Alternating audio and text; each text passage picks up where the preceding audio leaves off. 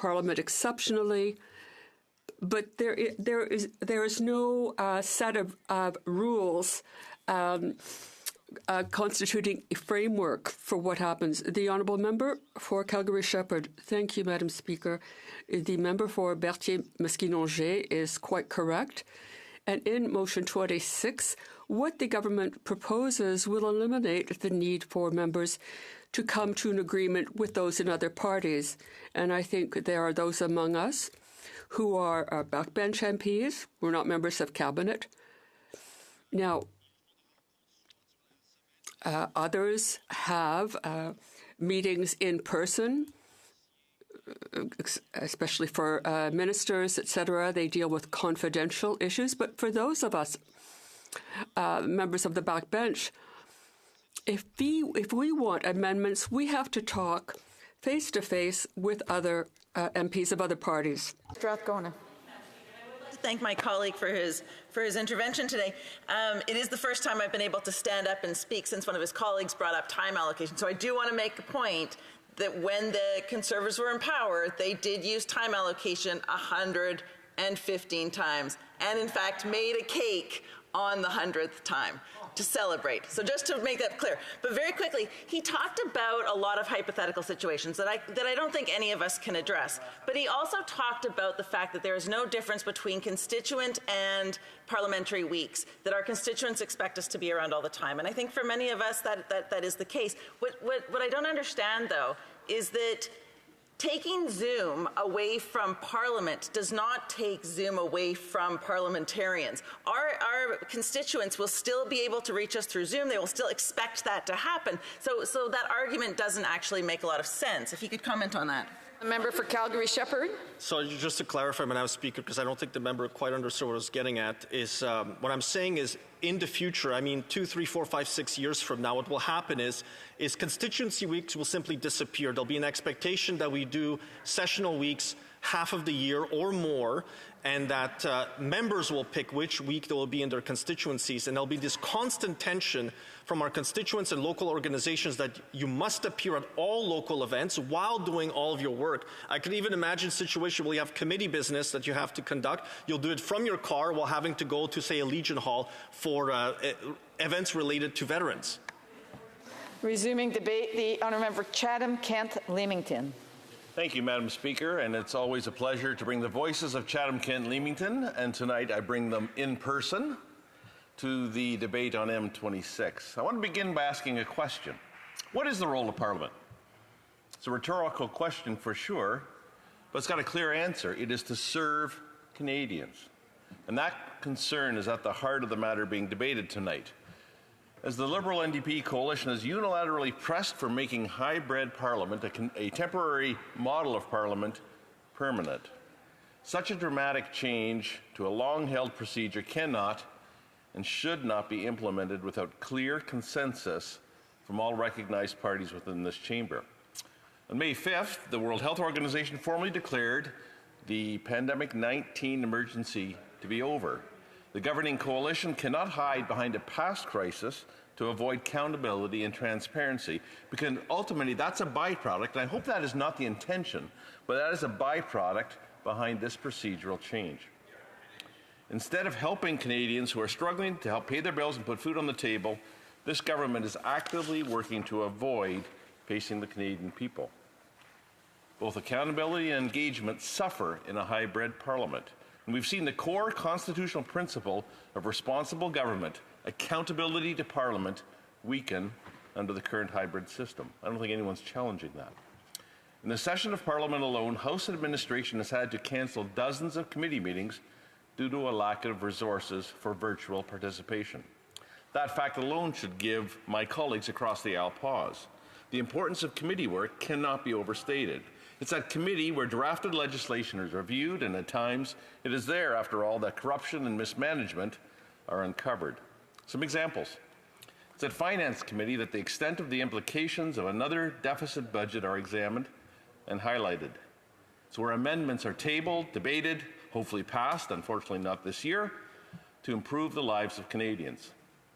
It's at the Fisheries and Oceans Committee, which I attended this morning, where the bungling of the Department of Fishery and Oceans handling of the bilateral Great Lakes Fishery Commission file has united both houses of the U.S. Congress and all 4 accredited parties of this chamber in calling for a change in how the Commission is managed.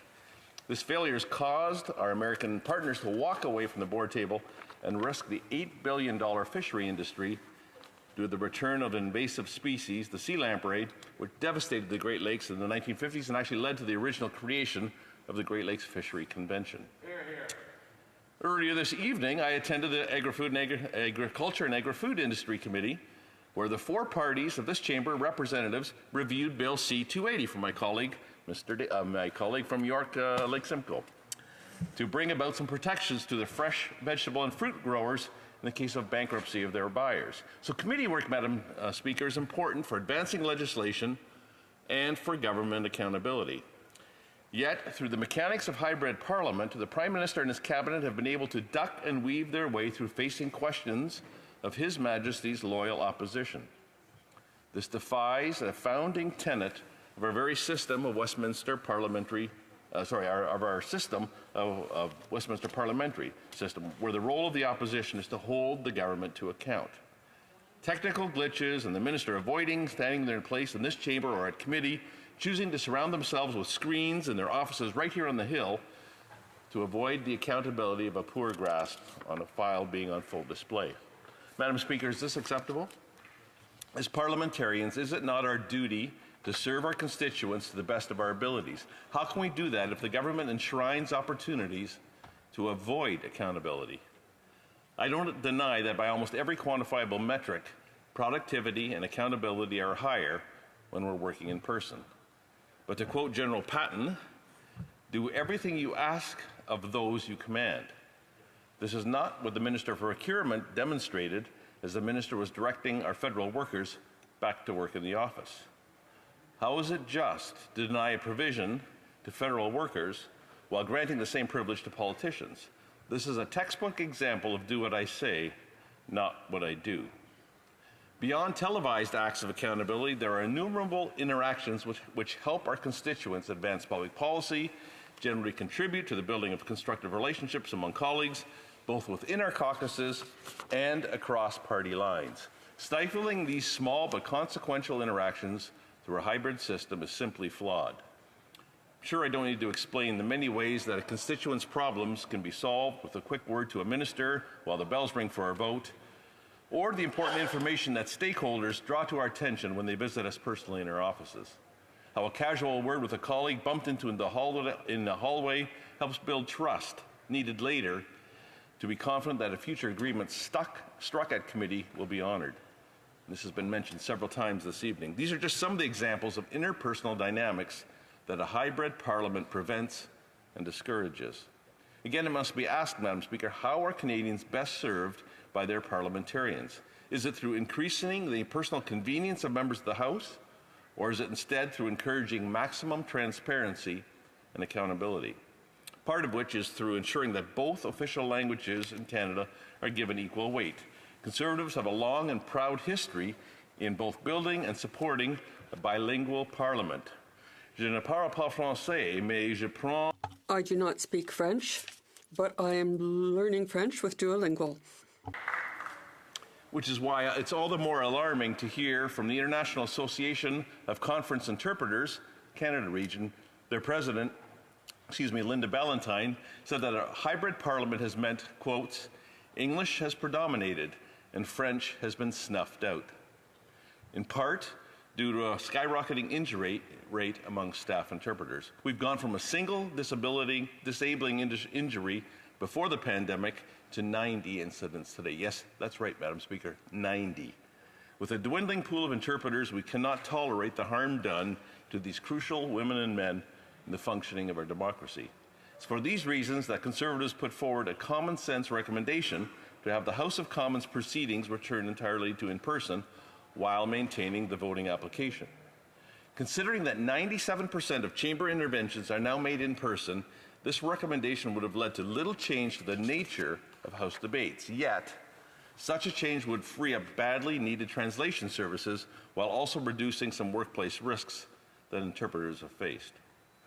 To reiterate an earlier point, far too many committee meetings have been cut short or outright cancelled due to the lack of resources, particularly the presence of interpreters to ensure our meetings are conducted bilingually. By cancelling the important work done at committees, Canadians are deprived of one avenue of making their voices heard, especially when it comes to holding this government or any government to account. Regrettably, truncated committee work has formed just one portion of a broader pattern of hybrid proceedings eroding government accountability to Parliament. Finding an effective way of combating the pandemic and ensuring that parliaments continue to function the world over was a global concern. Yet perpetuating the solutions found during the pandemic to the post-pandemic era seems to be a problem unique to the Canadian federal government. According to Andy Williamson, an interparliamentary union researcher, some of the digital and remote working practices at foreign legislatures, quotes, will have been temporary as they are no longer felt necessary, end quote. Indeed, he advised that just 46% of legislatures will retain remote functionality while, quotes, in some cases this might only be for use in exceptional circumstances, end quote.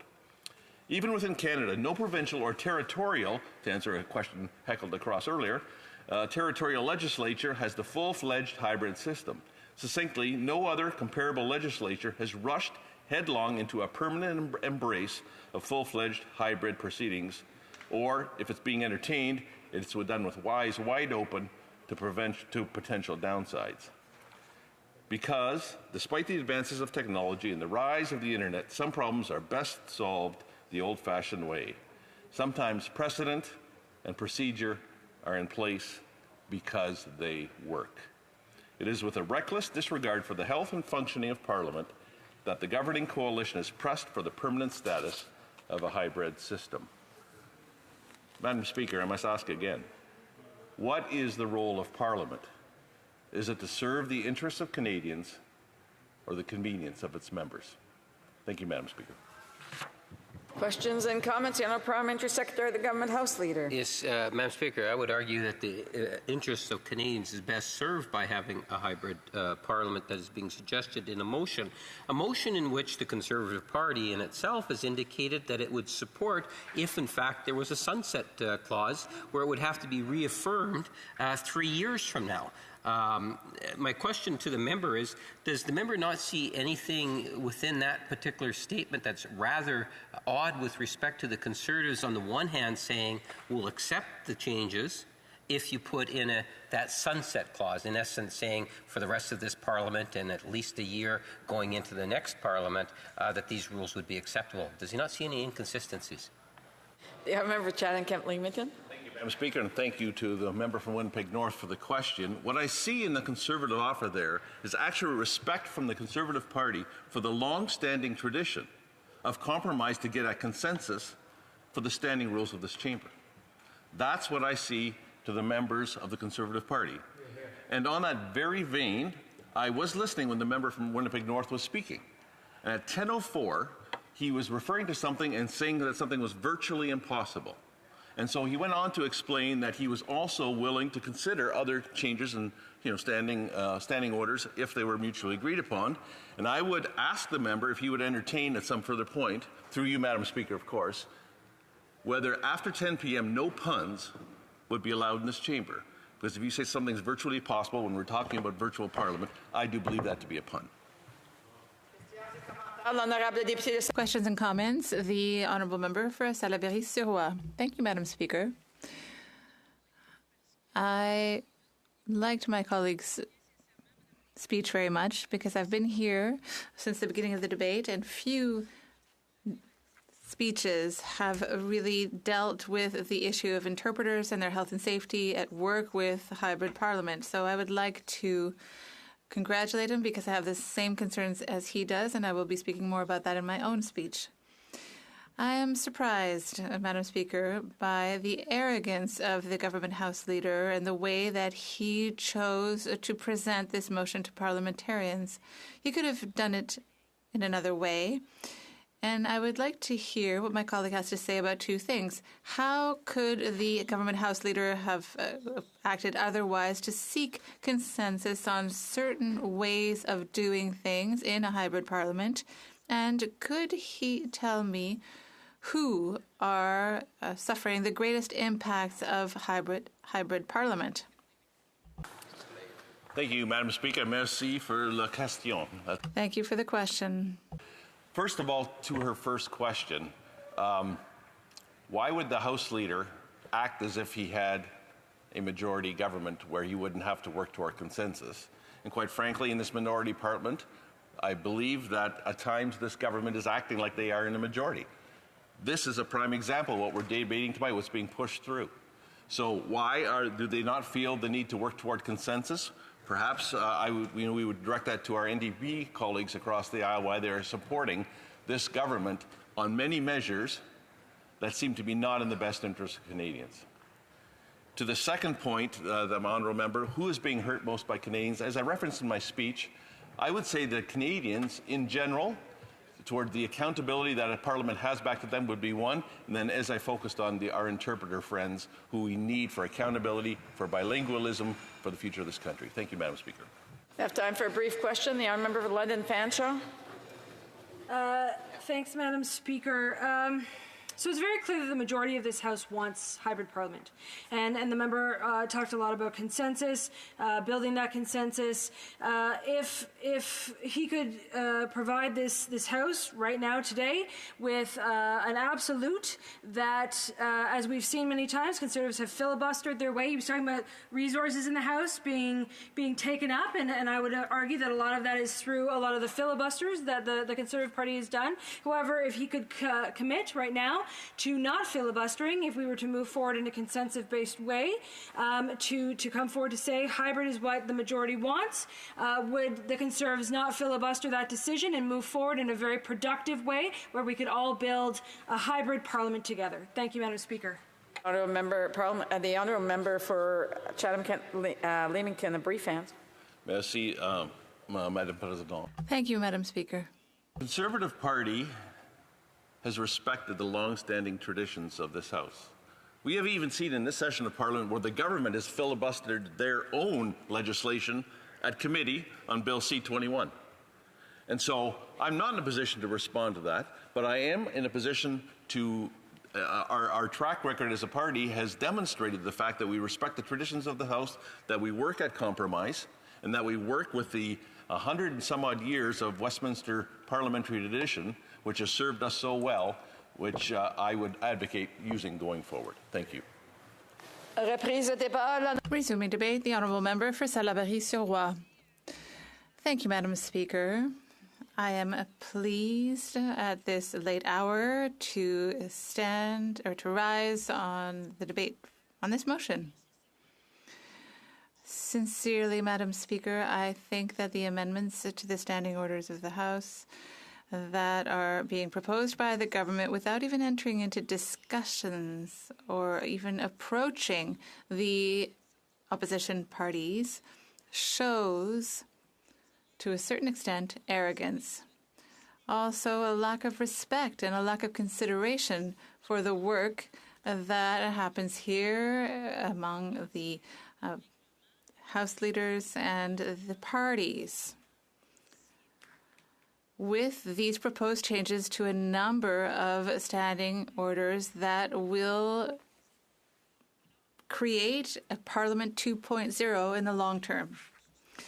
The government could have tried to reach consensus and to perhaps see whether there were no possibility to have a discussion on perhaps 2, 3, or 4 standing orders. But in fact, what we have seen is a somewhat insulting way of presenting things in the press. We've seen articles, and the government House leader said it's this way and that way, and Parliament will not close its doors until the motion has been adopted. So I do not see any openness, and I do not see and what the government House leader showed when he was whipped, which is respect for the work of the opposition. So the Bloc Québécois is against the principle of a fully hybrid parliament that would be that way forever. But we are not against all potential iterations of a hybrid parliament, because I would like to see the government say that it is not possible for a chair of a committee to chair a committee remotely. So if a chair is ill, well, then they have to withdraw themselves, and then it's a vice chair who takes over the committee. And that I'm glad to see. And then there's also the standing order that we were not able to share with the government House leader. So a number of standing orders and amendments to the standing orders are possibly attractive because they would help with work-family balance. And one of those is the electronic vote. I heard the NDP say that we were against the electronic vote, but in fact, from the very beginning, the Bloc Québécois and I, as whip, helped institute the electronic vote. And we've always said that it's a very good way of encouraging work-life balance and to have the possibility to vote remotely. But if it's introduced in the permanent standing orders, then there should be an exception for votes of confidence. I was whip for a very long time, and when there's a confidence vote, if it's in the context of a budget or a reply to the speech from the throne, then that confidence votes should be in person, because those are high points of democratic life. So, yes, when it comes to the electronic vote, well, yes, it would have been good to be possible to have an amendment stating that it should be in person for confidence votes. Also, to ensure that virtual parliament does not undermine accountability by enabling ministers to be absent from question period. I'm not the only one who has said this. I heard a question from the NDP as well. And I think that ministers must be here in person to answer the questions that are asked to him or her, either in the House or in committees. It's important. It's a different dynamic. We can see it if a minister is in person or not. It's a different dynamic. And so, like when a minister is a witness at a committee as well, the minister has to be there to be able to answer the questions that are being asked. So a hybrid parliament without conditions and without a framework also has an impact on the health and safety of our interpreters. So there has to be a review, an organized review of this situation, the health and safety situation of our interpreters. But in what we have seen here, there is no attention paid to the troubles of the staff who are with us and who are ensuring that all of the work of Parliament is done in both official languages. And aside from the requirement to have an ISO-compliant headset, there are no other measures to protect our interpreters. As you know, Madam Speaker, I am a unilingual francophone. I'm not ashamed to say it, and the interpreters are my ears, and they are also my voice, because I want people to hear what I have to say, and so that my unilingual Anglophone colleagues can hear the sometimes interesting things that I have to say. But this hybrid parliament has a greater impact on Francophone members, and because it is often when the Bloc members speak in French or when a witness speaks French that there are technical problems, interpretation problems, sound problems, connectivity problems as well. And so what the government is in fact telling us by not being sensitive to interpreters, it's like, well, actually, if everyone could just speak English, there would be fewer problems. But in fact, our work has to be done in both official languages, and with a hybrid parliament, without conditions and without monitoring, well, it is Francophone members and Francophone witnesses who end up having to try to speak English because they know that if they speak English, they will be less likely to be interrupted because of problems with the interpretation. As I mentioned, I listened very closely to the speech by the member for Ajax, and I did not hear, and I do not think that that situation concerns him very much. He is not concerned, his government is not concerned, and the NDP is not concerned either. I did not hear any sensitivity with regard to the plight of Francophone members and the health and safety of interpreters. It seems to me that in the government House leader's speech, he said that before the pandemic, when there were virtual witnesses, whether there was interpretation or not, it was the same. No, I don't think so. I can tell you that the issue of interpreters and what they are experiencing has been very much documented. A hybrid parliament requires far more interpreter hours than an in-person parliament. That's data. We have data that supports that. I was also quite surprised because it's as though the data doesn't even exist. I know that the government House leader, the NDP House leader, know about this data because we are together on the Board of Internal Economy, and we've been talking about this for over 2 years. We've been talking about the sound problems, the sound quality problems, the difficulty recruiting interpreters, the shortage of interpreters, and the injuries to interpreters. We know it well, and I did not hear any government members talk about that tonight. I mean, I won't say that they didn't say it even once, but I can tell you that I didn't hear it and I didn't notice it. But I have worked hard to document the use of the hybrid parliament model. And really what I have found is that hybrid parliament is not doing too well. So whenever I hear that it's been 2.5 years, everything's fine, things are going on as usual, well, I can tell you that no. The data shows that things are not going well. Every day there are technical problems in committees. There are problems with interpreters. There are committees that have to be canceled because there are not enough resources. And the Translation Bureau is telling us that they can't tell us what will happen in September because there are shortages of interpreters. And here, what we're saying is, well, it's fine to be home and close to our families, but, well, it's fine. We can cut committees and perhaps maybe we shouldn't have debates completely in both languages. That's what I'm hearing from the government.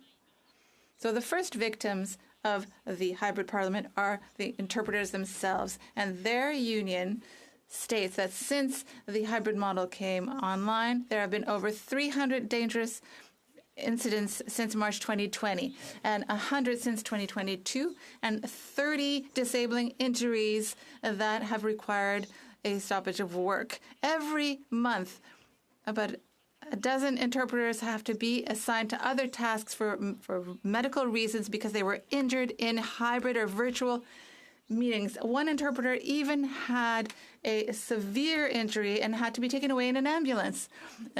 The International Association of Conference Interpreters, the Canada chapter that represents the freelance interpreters who work for Parliament, and that's approximately half of the interpreters here on the Hill. Well, that association had asked its members through a survey with regard to hybrid work, and really the data from that survey show a trend that is not very good for us. 8 out of 10 interpreters, so 80%, stated that it is unlikely that they will be providing more availability to work on the Hill because of the working conditions. Interpreters have said, well, if that situation continues, well, I think I'm going to go and find work elsewhere because working as an interpreter on the Hill is dangerous. So 75% of the interpreters surveyed stated that they would likely reduce their availability for work on the Hill. 7 interpreters out of 10 stated that it is unlikely that they will maintain their current availability for work on the Hill. And finally, 87% of freelance interpreters who have never worked for Parliament but were perhaps thinking of doing so will change their minds. And I'm not saying anything new. This is something that is known by the Government House Leader and the NDP House Leader and all of the members of the Board of Internal Economy, rather. And it's not new. This is something that is well known. And it makes me emotional because we are not talking about that situation. We're ignoring it.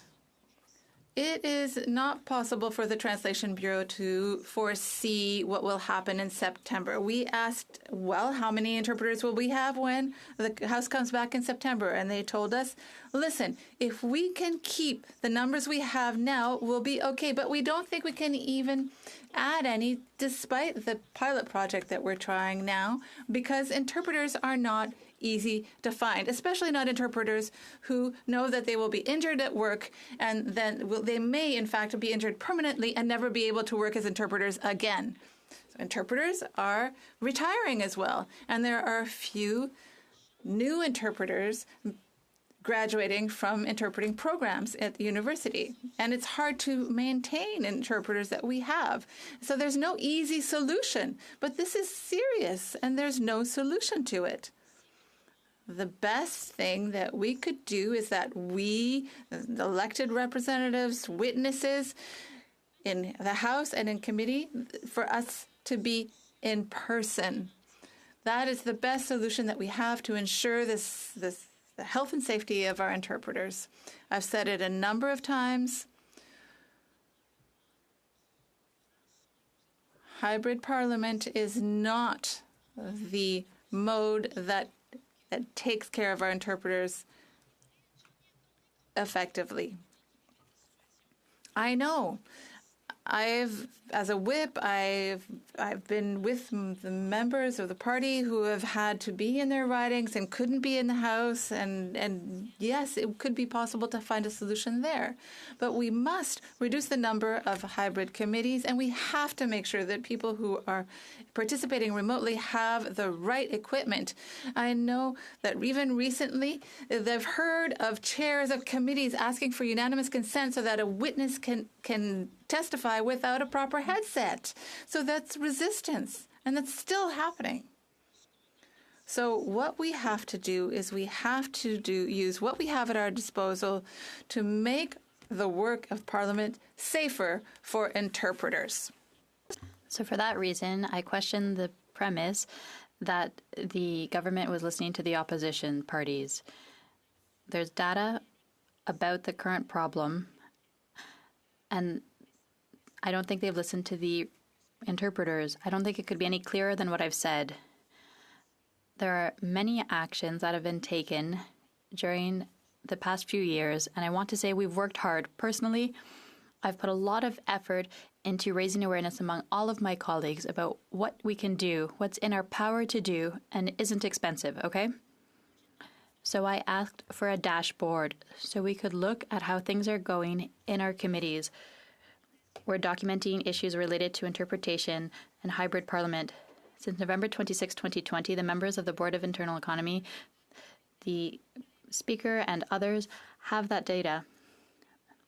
They can't conclude, Madam Speaker, that everything is going well or that hybrid parliament has no impact on our precious interpreters. Since 2020, Bloc MPs have been working hard.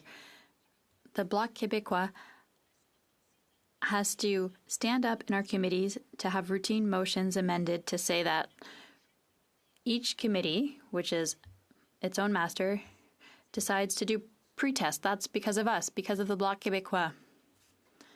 That's why we have that initiative in place to protect the health and safety of interpreters, and that also guarantees the quality of the interpretation into French. Bloc MPs, well, as whip, I said, if the interpretation isn't good, if the interpreters say the sound isn't good, we need to interrupt the work. I've participated in questions of privilege and many points of order on the use of the headset approved by the House. Even the Labour program of Employment and Social Development Canada ruled in favour of Parliament's interpreters. So we could have done this a long time ago.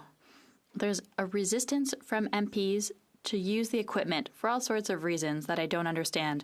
And even today, there are MPs who vote from their car, who participate in committees from their car without their equipment. Still today, Madam Speaker. It's unacceptable. So there's a measure that has me saying that there isn't political will on the government side, because without permanent changes to the standing order, to the rules, well, things could have been put in place if there was political will. The chair of the Procedure and House Affairs Committee is a chair who has been proactive. She's a good example. I often say it. So she should have inspired her colleagues even more. We also know that interpreters have a direct impact on the fact, well, there's a lack of interpreters. So what is the result? Well, committees are cut. Committees where democratic work is done and where we improve bills and we conduct studies to look into issues, well, that is somewhat set aside.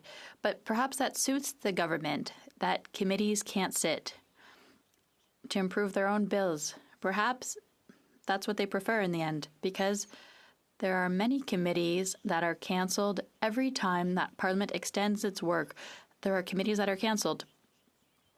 Just today, because we're talking about today, the Immigration Committee was cancelled, and the work of the Committee on Canada-China was shortened. So, Madam Speaker, this is serious.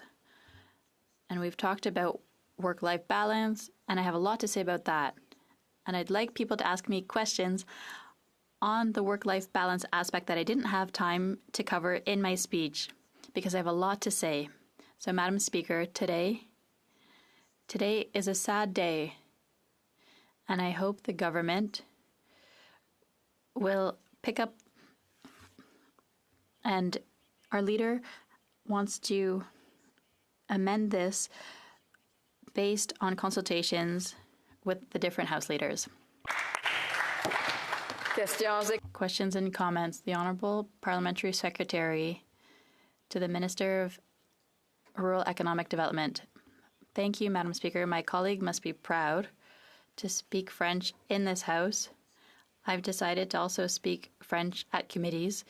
My colleague mentioned a lot of statistics related to the issue with interpreters, so that's what I will focus my question on. I'd like to see the source that indicates that some witnesses prefer to speak English because of translation problems. Since 2015, I've never heard about those statistics, but I'll take this opportunity to congratulate and thank the interpreters for their exceptional work. Does my colleague agree with me that the measure taken by the Conservatives with filibustering of committee and partisan games in the House during votes, when they vote from the lobbies with devices, without equipment, pretending that the system isn't working, are these harmful situations for our interpreters? And I'd like for her to talk to us about that, Madam Speaker. The Honourable Member for Salaberry-sur-Loire. Thank you, Madam Speaker. Yes, it's good to speak French. I think I'm one of the first to do a speech 100% in French in this House. To answer the specific question, filibustering is part of Parliament when it's used in bad faith, as the Conservatives did during the last votes,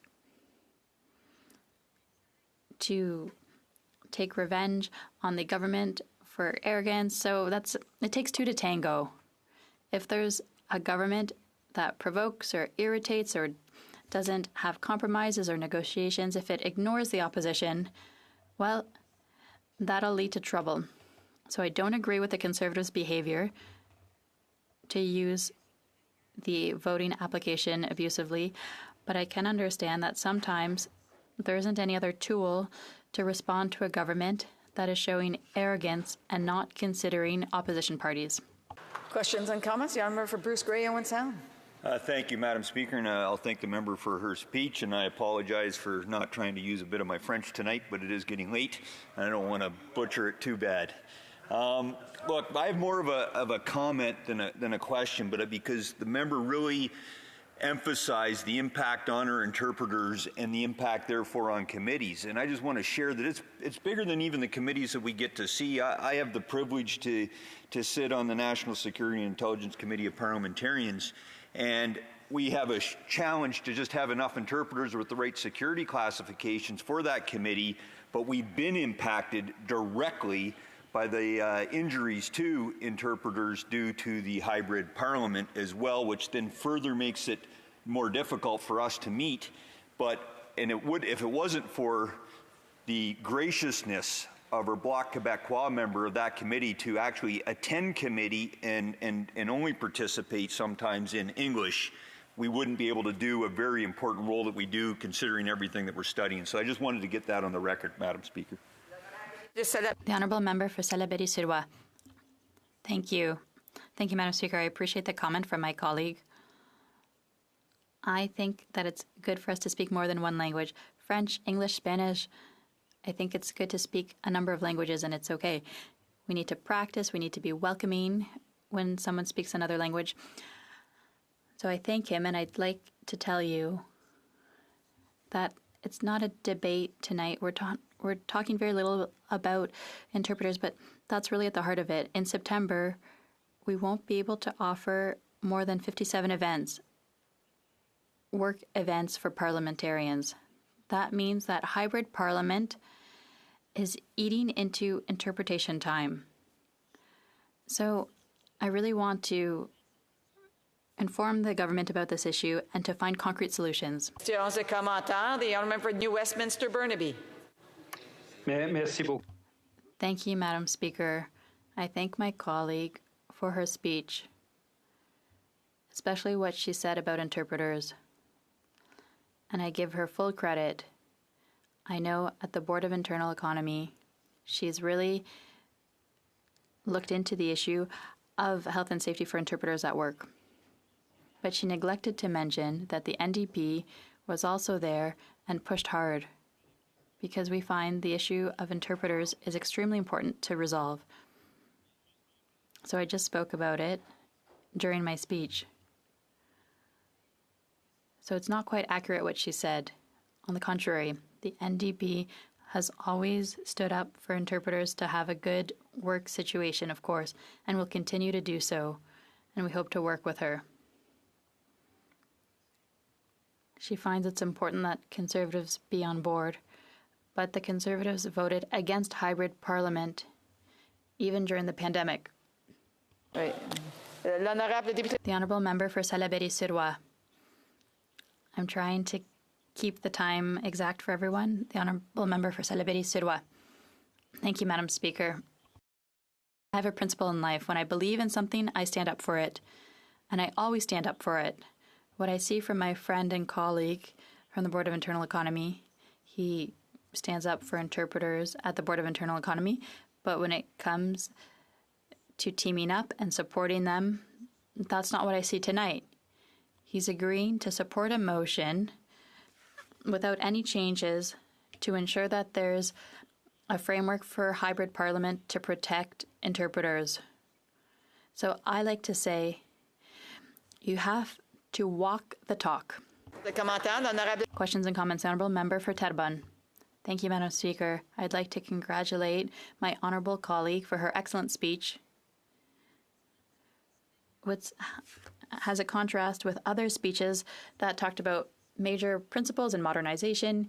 Here, we've seen real democracy taking care of one another first and foremost, and that's what she's done by talking about interpreters. I know that work-life balance is very important for her as a mom and a grandmother, and I'm a mom as well, so I'd like to hear her point of view. The Honourable Member for Salaberry-sur-Loire. Yes, Madam Speaker, I thank my colleague for her question. Yes, I'm very sensitive to the issue of work-life balance. when you're sick, I think you should take care of yourself. So perhaps a member takes time off to take care of him or herself. As a whip, I accept that. I don't want a sick member to be connecting to hybrid. I want that person to take care of him or herself. If I'm with someone in my family who is sick, I accept that a caucus member doesn't connect because that person should be with their loved one. In 2010, I was a whip. I was assistant whip, and my mom tried to kill herself. Quite sincerely, do you think I wanted to connect to a hybrid system? No, I wanted to have time off to be with my family members. And sincerely, I think there are many things the government could do to show its real sensitivity to work-life balance. Among other things, there were no committees before on Friday. That's difficult for families. And now with hybrid parliament, we have to have them. They could review Parliament's schedule, and that would really have a very concrete impact on families' lives and for those who live further from Parliament Hill. Mata, questions and comments? The Honourable Parliamentary Secretary, to the Minister of Veterans Affairs and the Associate Minister of National Defence. Thank you very much, Madam Speaker. Thank you very much to my colleague for her speech. For the information, a good 20 minutes. I want to comment first that the chair of the Procedure and House Affairs Committee has done extraordinary work. I went a number of times and I was very impressed. She's very open, a lot of discussion, so I wanted to note that as well. And I have to say, Madam Speaker, the point I want to make is that the opposition, it's easier to be in opposition than in government. And I understand that that you're not in government, and you never will be, because with all due respect, that's not the point I'm trying to make, because of the party you're in. In 2015 to 2019, the member who was there before me, the honourable member, has already gone over 1 minute. I also want to remind him that he needs to speak through the chair. So there's only 43 seconds left. I'll ask the honourable member to provide a response. The honourable member for Salaberry-sur-Loire. Thank you, Madam Speaker. Thank you very much for the question. I knew Peter Stauffer. It's true he wasn't often in the House. He was in the riding. That's a whip's choice, who allowed the absences. I won't get into the business of whips and their caucuses. That's a choice to be made. As a member of the opposition, I want to be considered. The opposition's role is to improve the government's work. Bills that are presented, standing orders put forward. And here, we don't have a government that is interested in having its bills improved or its motions by the opposition. What I see, Madam Speaker, is a closed government that is looking forward to shutting down Parliament because they've had enough of being caught on the hot seat. It's happened a few times tonight. I just want to remind members that questions and comments are questions and comments, and they should be within the 1 minute timeline. 30 seconds if I say it's a quick question. It shouldn't be for making speeches.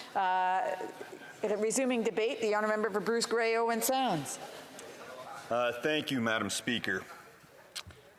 Let me put it this way. If you don't want to work in Ottawa during the parliamentary sessions, don't run to be an MP. A hybrid parliament made sense during COVID, but it should never be permanent. I strongly oppose the government's move to make it permanent, unquote. Madam Speaker, those aren't my words. Those are the words of the Honourable Wayne Easter, the former Liberal minister and the MP for Malpeque for over 20 or almost 28 years in this House. And I note that this statement that Mr. Easter made earlier today was shared on social media by the former Liberal minister Jane Philpott as well. Before I forget, Madam Speaker, I'm going to share my time with the honourable member for Battle River Crowfoot.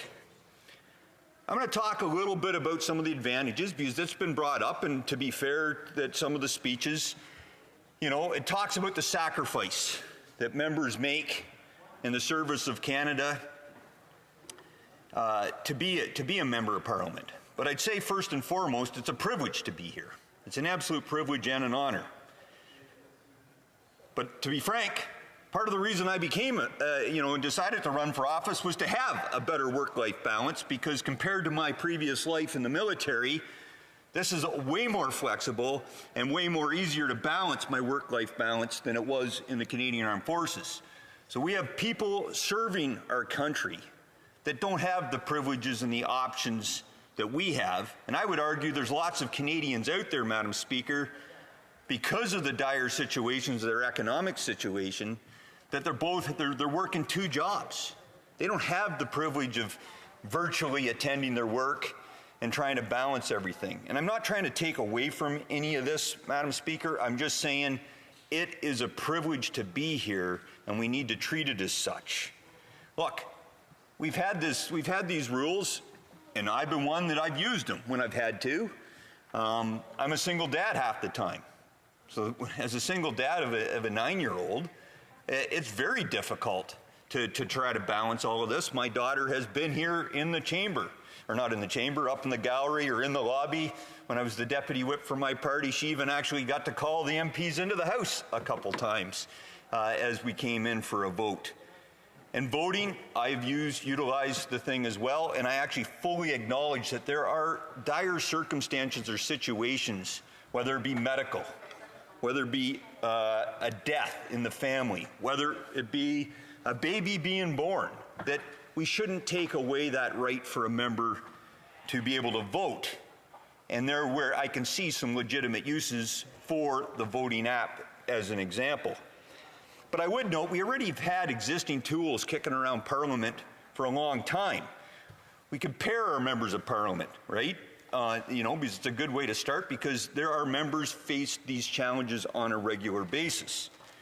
One of the arguments we hear, and I know the parliamentary secretary for the government house leader, is used about the fact that we have used it as some sort of a reason for us not to be able to vote against it.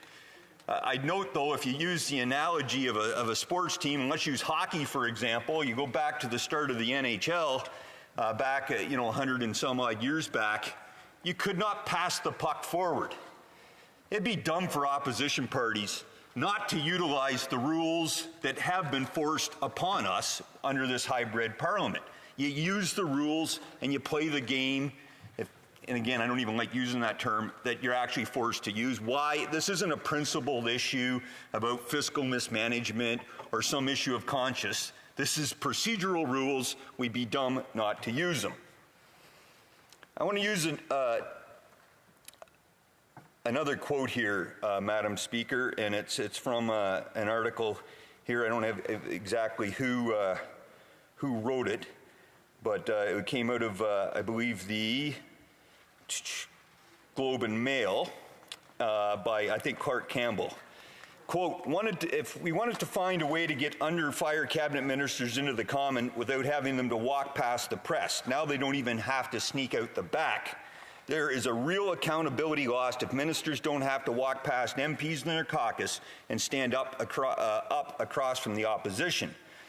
It's a point, Madam Speaker, that, again, the press, and it was brought up, I think, by a previous speaker, is another tool about holding the government to account. It's just not us in opposition. And specifically when ministers of the Crown don't have to be in this House, it's a way for them to avoid those tough questions. Because again, when you're in government, you have to make tough decisions. As well, one of the other things that I don't like about hybrid, I know you've been doing a good job, Madam Speaker, of recognizing, I think, the member from New Westminster Burnaby, virtually, but I know I've been on virtually plenty of times trying to get attention. I'm sitting there waving my hands on the screen, and it's hard to get recognized. That's a lot easier here in the House. But the real point I want to focus on about this whole hybrid that really scares me about it, Madam Speaker, is the partisanship. This place is already divisive enough. Partisanship ebbs and flows, obviously, in a parliamentary session.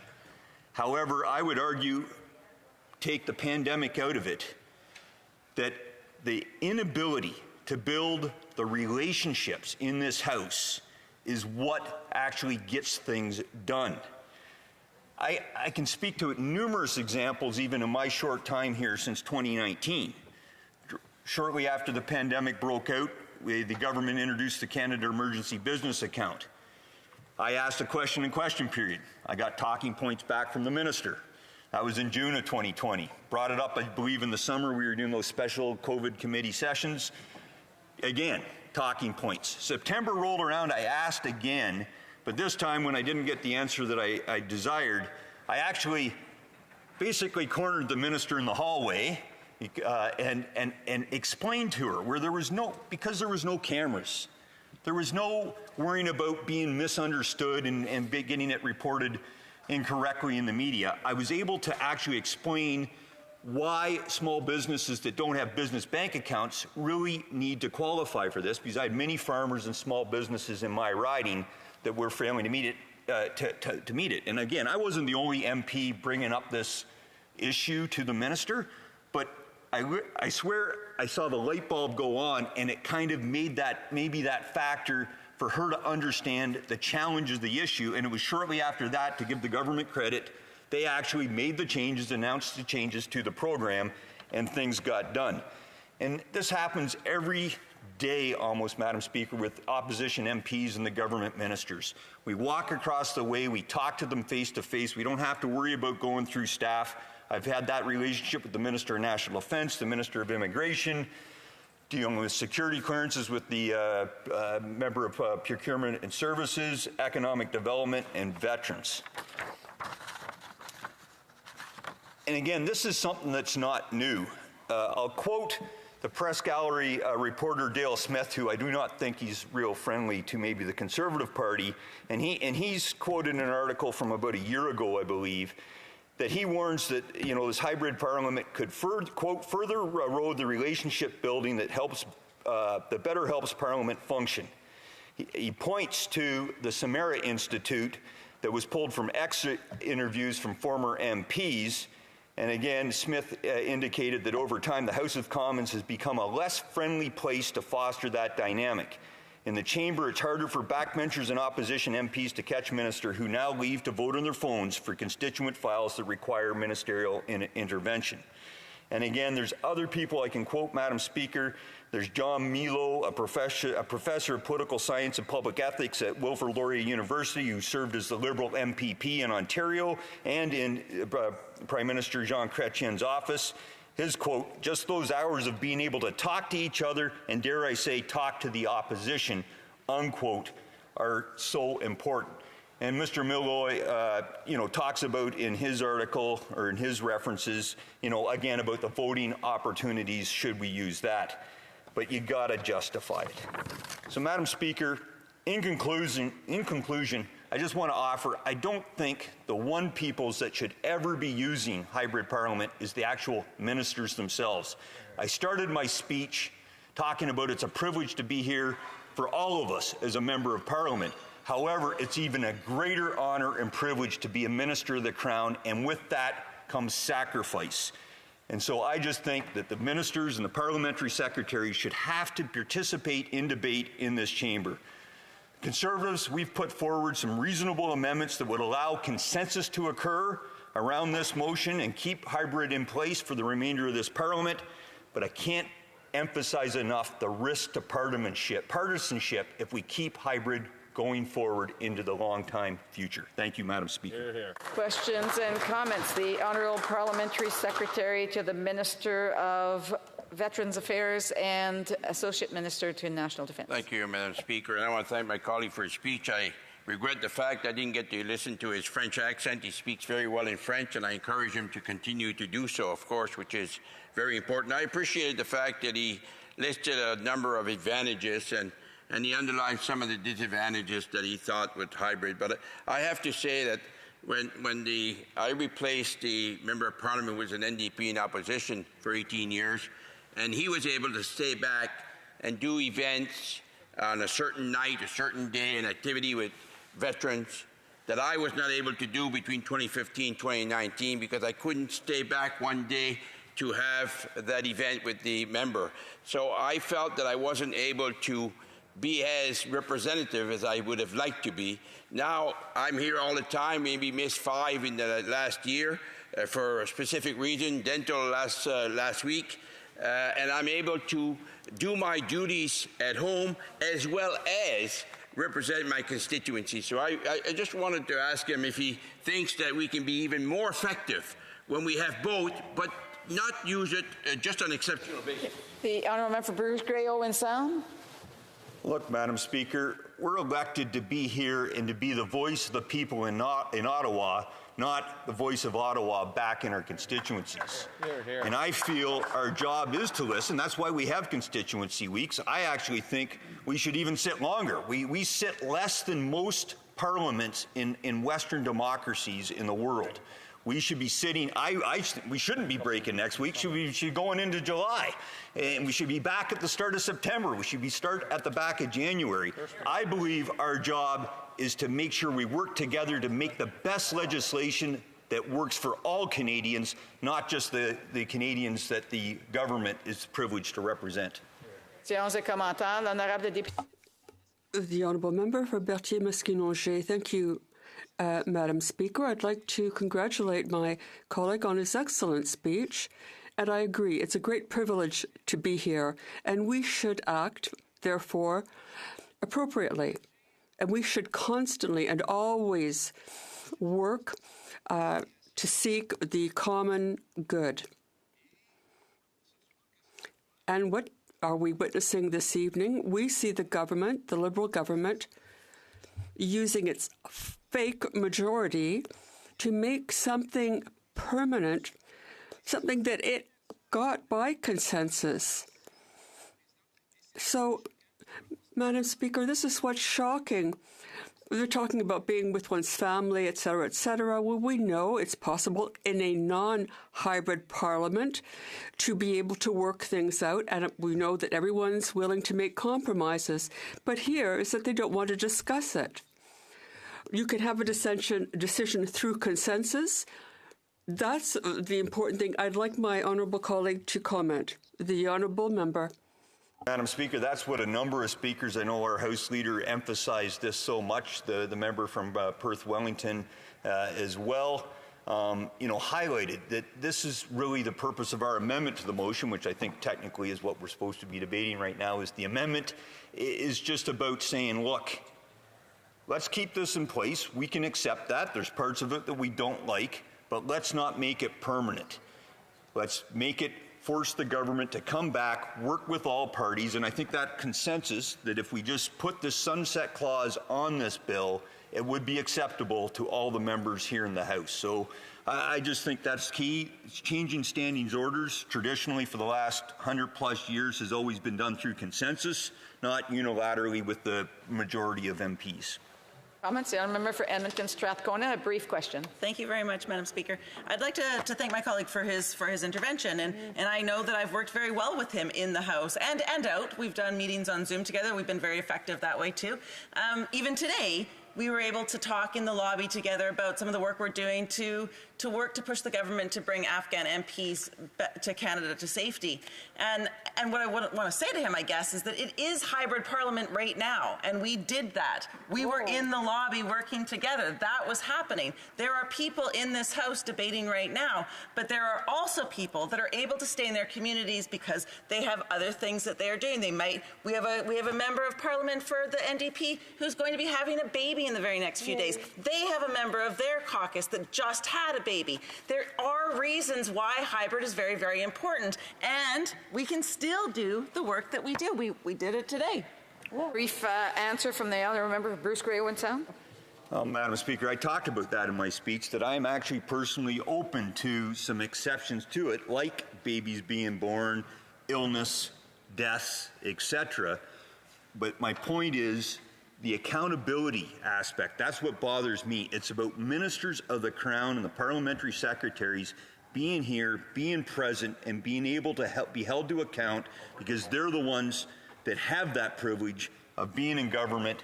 And our job for all the rest of us members of Parliament, even those backbenchers in the Liberal caucus, is to make sure all aspects for Canadians are being represented. Thank you, Madam. Resuming debate, the honourable member for Battle River Crowfoot. Thank you very much, Madam Speaker. And as always, it is an honor to be able to stand up and represent the people of Battle River Crowfoot in this place. And I just want to emphasize something very, very significant, Madam Speaker, that my colleague, the member from Bruce Grey Owen Sound, talked about before. And it was a statement that I think bears repeating because of its significance. It is the fact that MPs should be representing their constituents in Ottawa, not Ottawa to their constituents. And Madam Speaker, it is that attitude to which I endeavor to bring each and every day that I come to this chamber. Now, let me talk just a moment about this chamber, because it bears, I think, emphasis in light of what we're debating here this evening, which is changes to the standing orders, and specifically the amendment that I think is very reasonable brought forward by the opposition House Leader to see a sunset on the changes that the government is, I would dare to say, ramming through this place with little consultation and certainly a great concern that is brought up by many as to what the implications of these things might be. But to speak specifically about this place, Madam Speaker, you know, for more than 8 centuries, there has been a parliamentary process that has evolved and been developing to get us to the point where we are here today. From the fields of running mead through the foundations of responsible government, when we took, when there were some pivotal moments, when Robert Baldwin and Louis Lafontaine I believe it was in Montreal, saw about the foundation of what was called responsible government.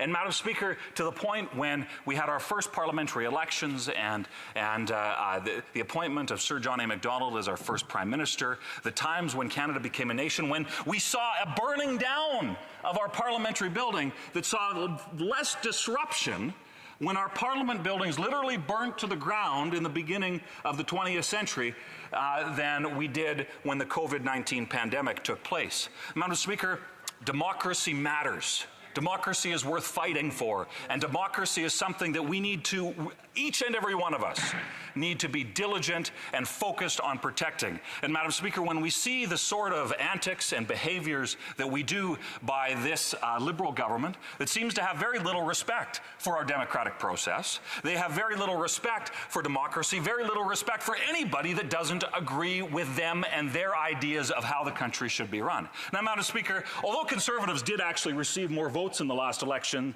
than the Liberals did, that's something that they like to conveniently forget. And the Liberals specifically said that they would not join a coalition with the NDP, which we found out was categorically untrue after only a number of months after the last election. Madam Speaker, it bears upon all of us the responsibility to defend democracy and to make sure that the long standing traditions in this place are preserved.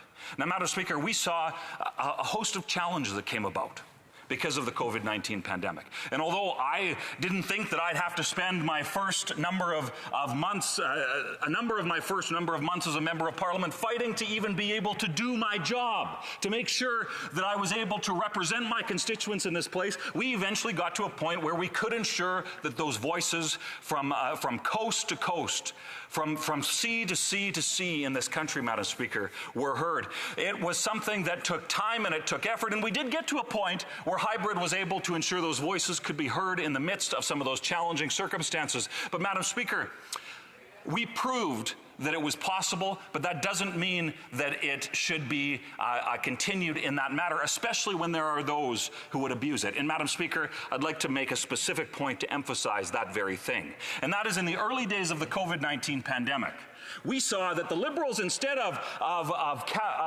ensuring that they brought the country together, what was one of their first proposals?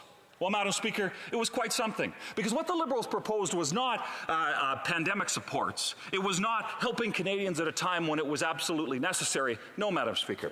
It was they wanted to grant themselves unlimited taxation and spending authority. That was the Liberals' response to a crisis.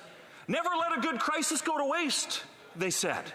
And they were going to give themselves unlimited taxation and spending authority without parliamentary approval, spitting in the face of 8 centuries of responsible government. Madam Speaker, it is not without extreme caution that I enter into this debate to say we should be very, very careful in how we approach the seriousness to ensure that we preserve our democratic institutions. And I think, Madam Speaker, specifically to the amendment that's been brought forward, let's make sure that we study this. Let's make sure that we have a sunset on it. Let's make sure that we can carefully evaluate how these dramatic changes to the way that Parliament works, that they can be studied in a fulsome manner to ensure that we can, in fact, do what is best, ultimately for our constituents, ultimately for Canadians. For Madam Speaker, it is only one place in this country, one room in this country, that ensures that every square inch, every person has a voice, and it is this place. Now, Madam Speaker, there is a wide variety of perspectives here. No question. There is a wide variety of personalities, no question. Professions, no question. Political parties, no question. But, Madam Speaker, it is in this place where we are able to accomplish the thing called dialogue and debate, which is so fundamental to the functioning of our democracy. And, Madam Speaker, when it comes to standing up for that, it should be the first and primary responsibility of not only a First Minister, a Prime Minister, not only a government represented through the cabinet, not only members of every political party, every MP here, but it should be so very much the focus of all of those who have the honor of being able to be a temporary tenant of these green seats in Canada's House of Commons. Yes, Madam Speaker, the unfortunate trend is the government prefers obedience as opposed to opposition. And let me use another example. I think that a very significant example actually has to do with the coalition partners over there at the far end of the House, the fourth party. Guaranteed. You see, it's interesting because the NDP, they're much of an opposition party. And this is a great example of this, the debate we're having here. I don't think that there's actually a lot of support from members of the NDP for this sort of thing, because it actually goes contrary to the ideals that they purport to have that go beyond their parliamentary functions in the context of the so-called confidence and supply arrangement. So, Madam Speaker, I think that this is more about either incompetence or laziness, and sometimes it's difficult to tell between the two which it is, because it is when when a fourth party gives a blank check to a government that was elected as a minority, it is unacceptable that they would do so with so little recognition for the impact that has on how our country operates. And, Madam Speaker, you know, I don't know if it is the leader of the NDP is more focused on video games than he is worried about the interests of his party, but I know I speak to a number, and it may surprise some members of the NDP. There are a few of them in my constituency. Only a few, but there are a few members of the NDP. I've heard from a surprising number of them over the last number of months in the last year or so, where there's these what I... Oh, I'm so sorry. The honourable member's time is like up. I'm so sorry. Madame, à ce moment-ci, conformément à la... At this moment, according to the standing orders, the motion to adjourn the House is deemed to have been made and seconded at this time. Therefore, the question is that this House do now adjourn. Honourable member for Calgary Centre. Well, thank you, Madam Speaker. I rise today because of a question I asked some time ago in the House of Commons that went unanswered in many respects. And we talked about, at that point in time, the inflation and the cost the toll it was taking on Canada's business, both in their ability to borrow and, in fact, the bankruptcies that were happening across Canada, and that's on the rise here as well. Well, I asked that question. It was just before the budget came out on March 28th, and I asked the Prime Minister, I asked the government to ensure there were no new taxes coming forward in the budget, to ensure that there was not more burden felt by Canadians and by Canadian businesses in particular, to the rising cost of CPI, the cost of living index in Canada. This is something that continues to haunt Canadians, and it has haunted us for more again, as we've seen in the last little while. There was a point here when it looked like the Bank of Canada was actually getting inflation under control. And when I say under control, I mean back down to about the 4% level, about double where it actually needs to be in order for this economy to manage where it is deemed to be stable between 1% and 3%. Usually we say around 2%.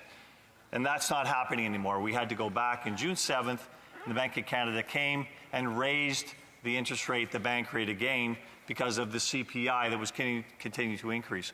Well, why did the CPI increase in April, after April? Well, guess what happened after the budget? The government imposed an increase in the carbon tax, a new tax, 30% of which was felt directly by consumers. And the government will tell you that they get all their money back. And yet that's been proven time and time again by objective officers of Parliament that in fact that is an in-out scheme where Canadians are being fooled about how much they're getting back. On top of that, the government's designing a new tax on July 1st that's actually going to double the effect of that, a clean fuels regulation that's actually going to take a total now of 61 cents average per litre in gasoline out of the pockets of Canadians. Now, you can't sit there and impose more taxes, more costs on Canadians without it having an effect on everything they buy. And that in itself creates inflation. These things all flow all the way through the value chain. When you increase the cost of things, you increase inflation. When you increase inflation, you increase the cost of debt. And you devalue the work that people actually do because everything costs more. Therefore, what they used to take home doesn't buy as much. It's not worth as much to them as was what it was before you created the inflation. So we have more inflation. We are on a spiral. This government continues to create more inflation. Think about everything it's doing here. It is over budget on everything it's doing. A $41 billion deficit plan for this year is already out of date. 3 months in to when that budget was planned, we are already well past that. We've got all kinds of industrial commitments that the government never foresaw for some strange reason that they actually have to pay the bill at the end of the day. In addition, interest rates go up. And interest rates are going up again. They don't just go up for Canadians, they go up for the Canadian government. The Canadian government is going to pay more in interest this year because the bank rate just went up. And that causes more interest to be paid by the government, which causes more interest to be paid by Canadians. This is a vicious cycle. The government needs to get over it. Will it please commit to looking at inflation and stop the increase in costs upon Canadians? The Honourable Parliamentary Secretary to the Government House Leader. Well, I guess there's a number of thoughts that come to mind, Madam Speaker. First and foremost, we can understand and we can appreciate the degree in which inflation is hurting Canadians. And, you know, I guess I would ask the Conservative Party to collectively understand what it is that I just finished saying and support some of the initiatives that the government is doing to be able to assist Canadians, whether it's Canadians through the dental program, the grocery rebate program, Madam Speaker. These are helping Canadians in a very real and tangible way. The member talked about the price on pollution. And even though 338 Conservative candidates made a campaign promise to have a price on pollution, I respect that they did flip-flop on the issue, Madam Speaker, even though they did promise Canadians. And what is misleading is when Conservatives will stand up and try to give the impression that the Parliamentary Budget Officer was wrong when he made the statement saying that 80% of the Canadians would in fact receive more money, real dollars, in terms of money that is put in. That means 80% of the residents of Winnipeg North are going to be receiving more of a rebate, which again helps with the issue of inflation. So there is a consistency problem. The Conservatives talk about inflation rate, and as I said, we are concerned. We're taking actions, even though the Conservatives don't support it. But we also need to recognize that around the world, inflation is hitting. It's something that's not unique to Canada. What's unique to Canada is that Canada's inflation rate is substantially less than the inflation rate of many of the European countries. It has been less than the U.S., England, and Germany, other European countries. Relatively speaking, Canada is inflation rate is high. But again, we recognize that the hardship that it costs, and as a result, we put into place a number of budgetary measures in order to support Canadians in a very real and tangible way. Imagine the frustration that we don't hear ideas coming from the Conservative Party, Madam Speaker, outside of the issue of cryptocurrency, which the leader of the Conservative Party, and we're still waiting for the apology. Remember, the leader of the Conservative Party said that, look, you want to fight inflation? Go to cryptocurrency. Those people that would have followed that advice, Madam Speaker, would have lost 60+% of their investment. Other economic recommendations coming from the minister, the leader of the Conservative Party, included things like getting rid of the governor of the Bank of Canada. That is something that is very well respected across not only here in Canada, but other jurisdictions in the world, recognizing the important role that the Bank of Canada plays in our society, a society that is doing exceptionally well, whether it's the deficit, the GDP, or our ability to be able to have better controls on the issue of inflation. How does the Conservative Party respond, in particular the leader of the Conservative Party? Get rid of, fire the governor of the Bank of Canada. How silly of an idea was that one, Madam Speaker? I don't think we need to take advice coming from the Conservative Party because they've clearly demonstrated that they don't understand it. The Honourable for Calgary Centre. Madam Speaker, thank you. I know it's late, and I know my colleague across the way probably didn't even listen to what I had to say, but the answer was obviously disconnected from any question I actually had. We talked about inflation. I didn't talk about much else that he referred to in there. Nevertheless, I will go on for this minute here about inflation and what his government is causing. He did say one thing that I want to address here. He did say, well, the more things go up, the more Canadians get harmed by the inflation this government has caused, the more they'll give them more checks, find ways to kind of put a little bit of money back in their pockets, much like with the carbon tax they talk about. We take a bunch of money out of your pocket, but don't worry, we'll give you a check for a little bit back, and you'll be happy with it, and we'll pretend and we'll give a bunch of misinformation in the House of Commons that 80% of you are better off. Well, I think that a lot of people have disputed that rather substantially. In any event, continuing to abet inflation is not the way to address inflation. Would you please commit to doing something to actually address inflation that he is causing? Honourable Parliamentary Secretary. Well, Madam Speaker, with respect to the member's initial comments, he should read the speech that he gave in his 4 minutes, and you'll find that I addressed it directly, with the one exception, and that was when I talked about conservative ideas related to dealing with the issue of inflation.